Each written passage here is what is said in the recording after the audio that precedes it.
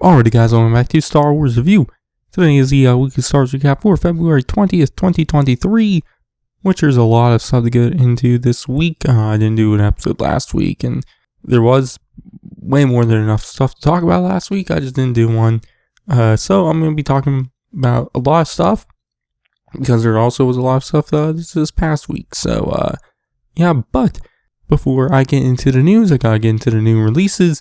Starting off with the stuff that came out the last 2 weeks. There was The Bad Batch, Season 2, Episode 7, The Clone Conspiracy, which was a great episode. Followed up with Episode 8, Truth and Consequences, which is also great. And then Episode 9, The Crossing, which was also another good episode. Really been loving The Bad Batch Season 2 so far. It hasn't really been an episode yet I just didn't like, which the animated shows are. Seems like every season there's always an episode where I'm like, this really didn't do anything for me. But the episodes what usually are like that have already happened, and I actually like them. So, I've definitely been really enjoying Bad Batch Season 2. But there was a bunch of other stuff. There was some new Galaxy of Creature shorts. There was Ice Spider, which was, once again cute, as was the Dianoga one, and then Puffer Pig and Gundark. They're all fine, cute little shorts. They don't really do much for me, but they are made for like little kids, so they're there.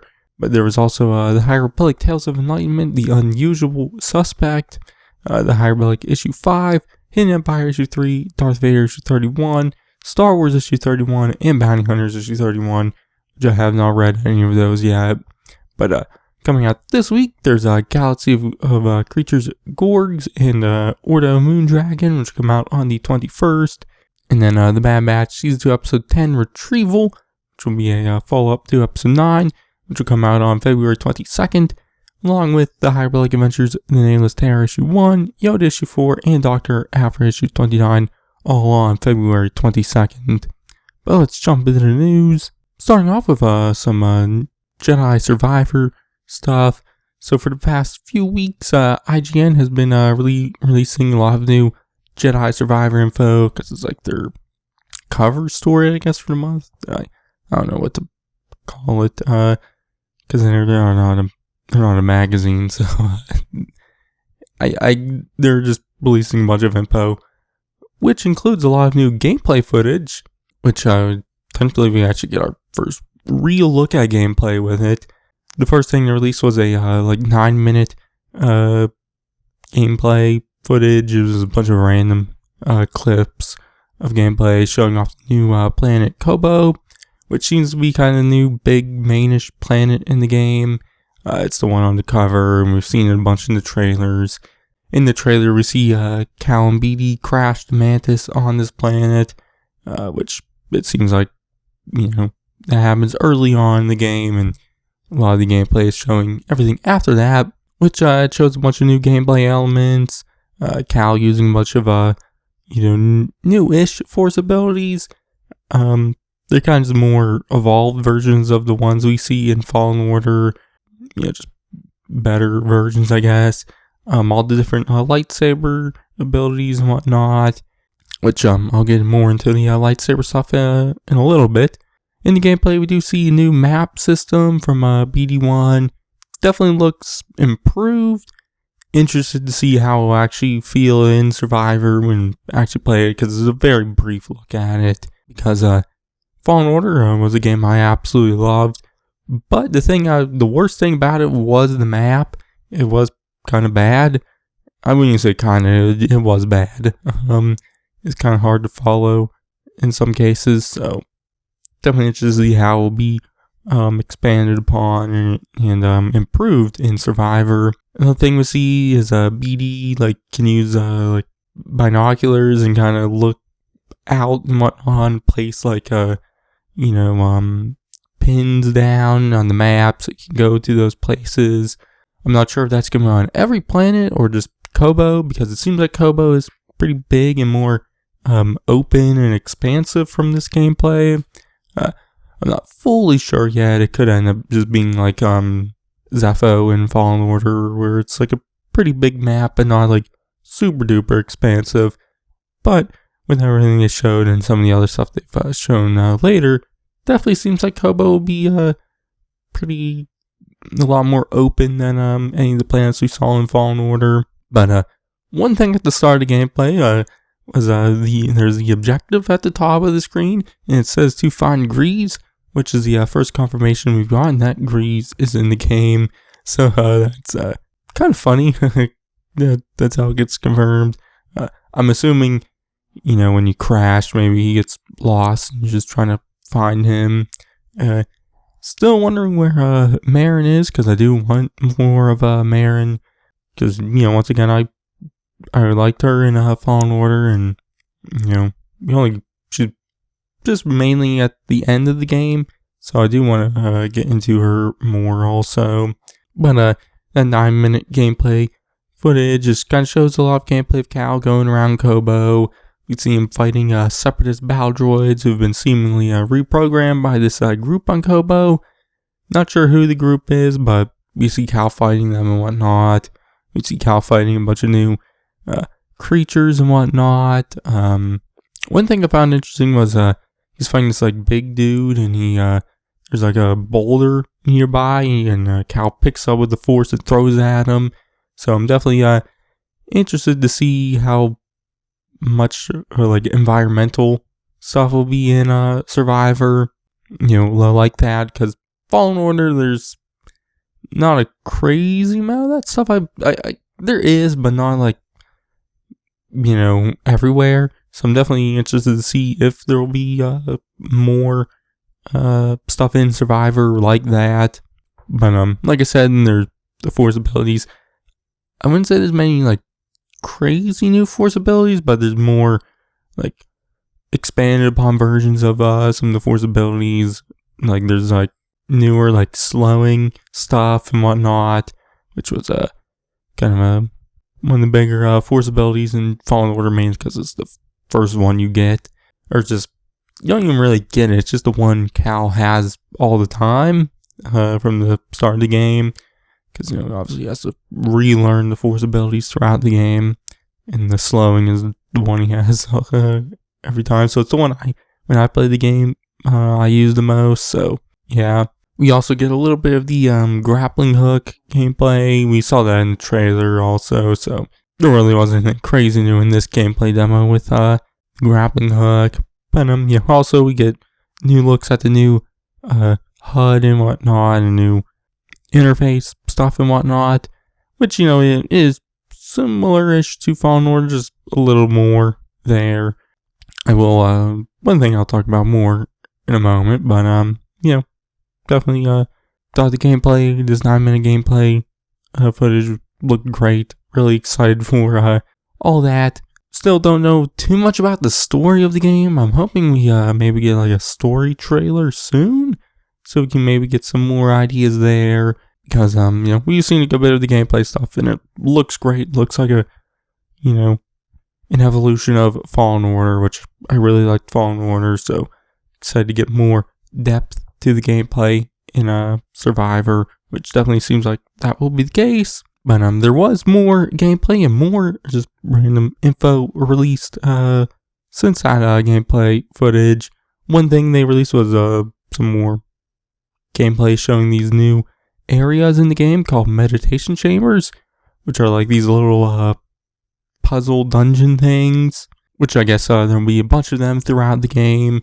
And for the most part, it seems like there'll be optional side content, which I'm definitely intrigued by that, as Fallen Order had side content, but nothing crazy big, where this is definitely something a little bigger. So I'm interested to see how these chambers are incorporated into the game, and how many there will be, and how many will be on Kobo and not on Kobo. So yeah, but these meditation chambers, I guess are just old Jedi things. But the rewards will be more rewarding, I guess, because I guess you'll unlock a new perk or new ability or whatever when you complete it. Which it sounds like the perks are a lot more interchangeable in Survivor. So you can do more different character builds and whatnot, which I'm definitely intrigued by that. But these meditation chambers remind me a lot of in Legend of Zelda Breath of the Wild. I forget what they're called. There's like a bunch of them all over the map, like the little dungeons where you go in and either you face like a little boss or like solve a little puzzle. Seemed a lot like that, and I enjoyed those in Breath of the Wild. So I'm definitely interested to see how they'll work in Survivor. But like I also mentioned, there's a bunch of random info released, just in random articles.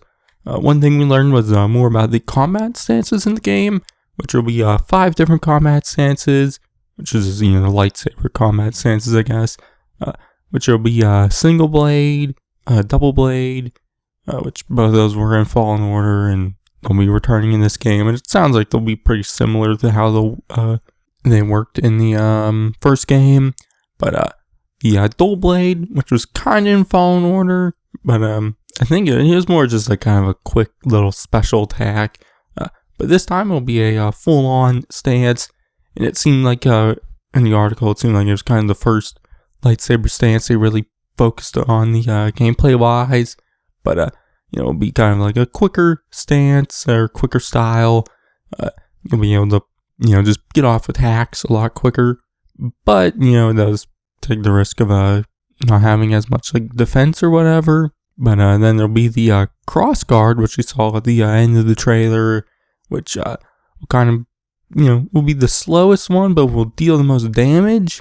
So obviously you'll be slow, but when you attack, you'll deal a lot of damage and maybe be able to one-shot enemies. You maybe take a couple with some of the other stances. But then there'll be the blaster stance, which just sounds like, we'll probably have Cal with a single blade lightsaber, but then we'll have a blaster with it also, which it seems like will add some more range to the combat, but they say you won't be able to like snipe enemies, I guess. It'll still be very close combat focused and just kind of gives you a little more range. So yeah, I am interested in that, to see gameplay of it, to see exactly how it works. They haven't shown gameplay of it yet, though. But they do talk about, the skill trees and whatnot, and how each combat stance will have its own separate skill tree. And, there'll be a skill tree for, force abilities and health-related stuff and whatnot. So, a lot like Fallen Order, but just more expansive than that game. So, interested in that. One thing with the stances is that you'll only be able to have 2 equipped at a time, but you can change them at any of the meditation spots. So you can't change them on the fly. You can only do it at the meditation spots. So I was kind of wanting to see how like you'd be able to switch between all of them at the same time, but it does make sense that they're only doing 2 because there's not enough buttons on the controller to make it seamless. Obviously, they could easily do it with PC because there's a keyboard, but obviously the game is for consoles, and so there's just not enough buttons there, and probably wanted to keep it seamless instead of having to do a menu thing. But I'm a little disappointed there, but it does make sense, and it adds a little more strategy to the game. Trying to figure out what exactly the best thing to do is. Also revealed was in the trailers, there's that one big bounty hunter dude, which there was a lot of speculation that they were a Gendai, which they confirmed that is true and that they are indeed a Gendai, which her name is Ravis. But the Gendai have mainly appeared in Legend stories. Most notably is the character Dirge in the 2D Clone Wars series, which the Gendai are kind of very hard to kill. Like, even a lightsaber doesn't do much because they just kind of like get sliced and they regenerate. They're very weird looking. Well, they have Dirge has like armor on. He's super cool, and then the armor gets destroyed, and he's like kind of weird looking.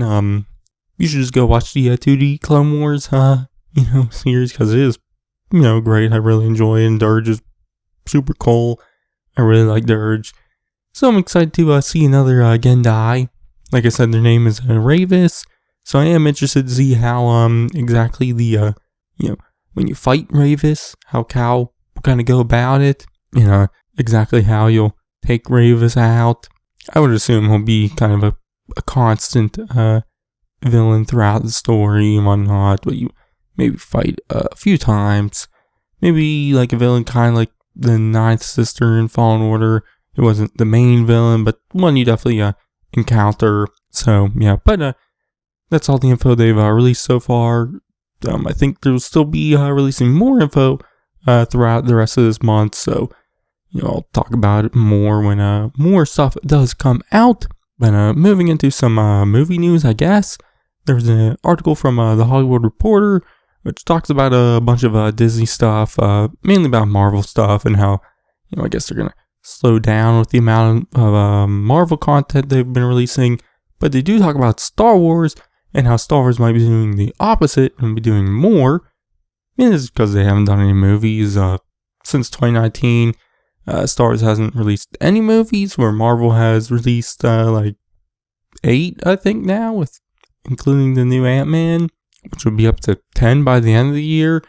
And by the time the next Star Wars movie comes out, if the next Star Wars movie comes out December 2025, there could probably be like 16, 17 Marvel movies in between next Star Wars movie and The Rise of Skywalker. So in the article they do mention movies. They talk about the stuff what have been talked about, like Damon Lindelof's movie, Taika Waititi's Rogue Squadron and whatnot. And they do say that it's expected, or Lucasfilm is expected to unveil film plans at Celebration in April. And that's all it really says. Hopefully, they do, and it's more concrete stuff. They announce Damon Lindelof's movie, and they say, it's starting to film this year, coming out in 2025, and not the stuff they normally say, like, oh, hey, this movie's coming, and it's coming out sometime in the future, we don't know. Hopefully, there's more concrete stuff, because I really, really want Star Wars movies to return. I've enjoyed the Disney Plus stuff. Definitely Andor. Andor is amazing. But I, enjoyed the Mandalorian. I enjoyed Obi-Wan. But, I want movies. So, hopefully, this time, these movies actually get made. So, I would assume we'll probably be getting some more Celebration stuff, some panel announcements soon. I would assume in the next, couple weeks, we should be getting some stuff. Because Celebration is a month and a half away. So, I would assume we'll probably get some stuff by the end of the month. I don't know. When we do, I'll talk about it. But, there was some Mandalorian Season 3 stuff. It was revealed that the Empire magazine's next cover story will be about Mandalorian Season 3. Which they revealed the cover, which shows Din with his helmet off, wielding the Darksaber next to Bo-Katan with Grogu in front of them. And it is interesting that Din doesn't have his helmet off, but it is a cover. I think last year there was that, was it Vanity Fair? I forget who it was right before Celebration. There was a one cover story talking about all the TV stuff, and it showed Din without his helmet, so I wouldn't look too much into it, but I do hope the plotline is Din realizing that the armor's way isn't the only way.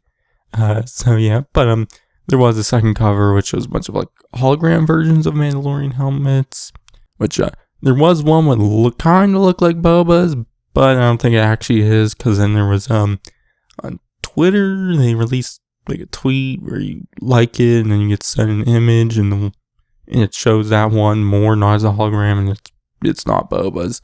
So, yeah.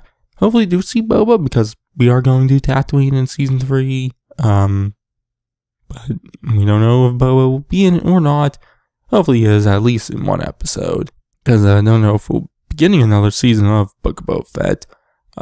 And, I really didn't like Book of Boba Fett that much, so I really liked the Season 2 episode 14, The Tragedy, is that the title? With Boba Fett. I really, really loved that episode. I loved Boba Fett in that episode.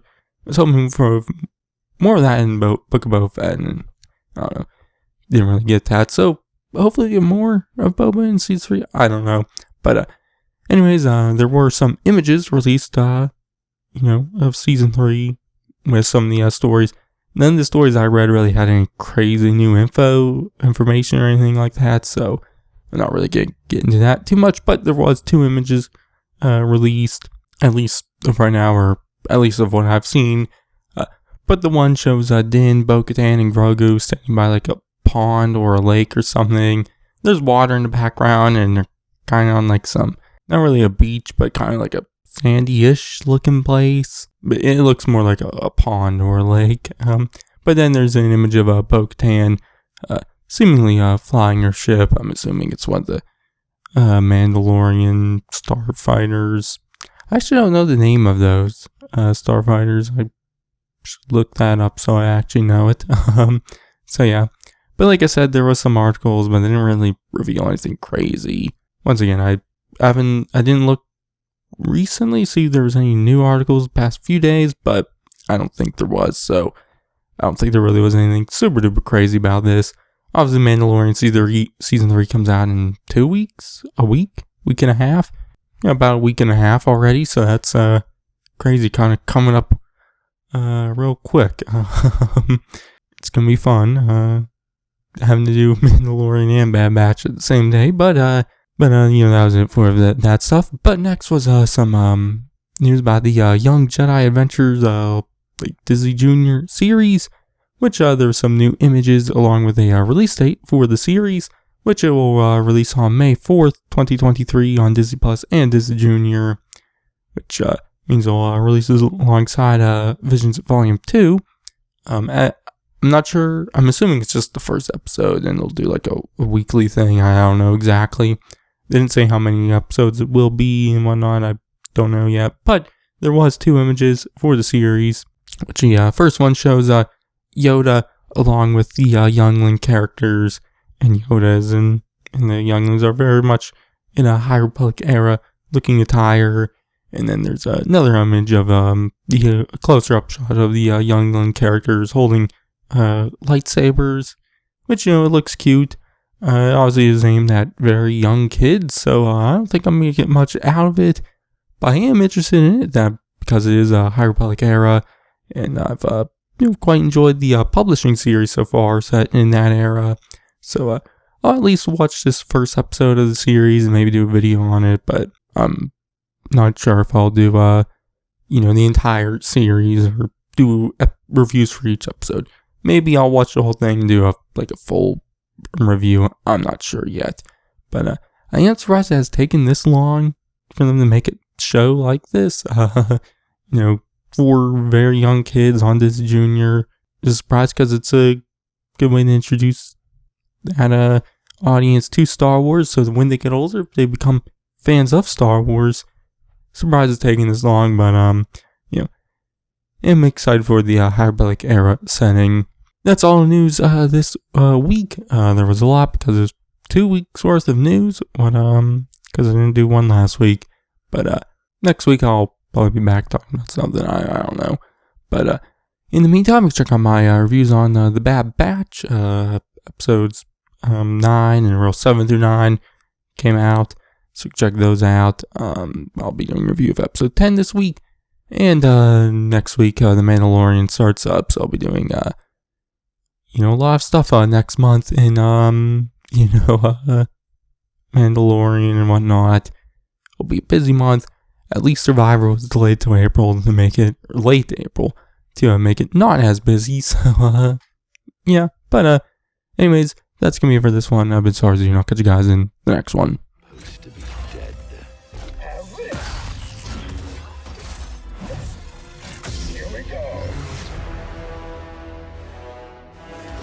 After all we've done, the Empire's only grown stronger.